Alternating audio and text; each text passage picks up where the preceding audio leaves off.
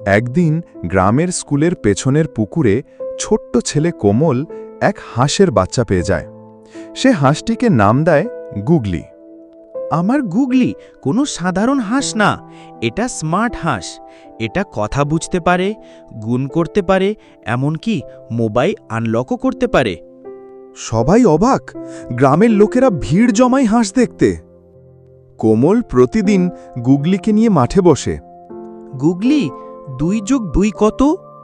ক্যাঁ ক্যাঁ ক্যাঁ ক্যাঁ। উফ, দেখেছো হাঁসটার কেরামতি? কিন্তু আসলে কোমল প্রতিবার গুগলিকে লাঠি দিয়ে অজান্তে 4 বার টোকা দেয়। একদিন গ্রামে আসে শহর থেকে এক বাচ্চা, রাহুল। আমি পরীক্ষা করে দেখি গুগলি আসলেই স্মার্ট কিনা। গুগলি 5 গুণ 5 কত? কোমলের মুখ শুকিয়ে যায়, কারণ সে এবার লাঠি দিয়ে 25 বার টোকা দিতে পারবে না। ক্যাঁ?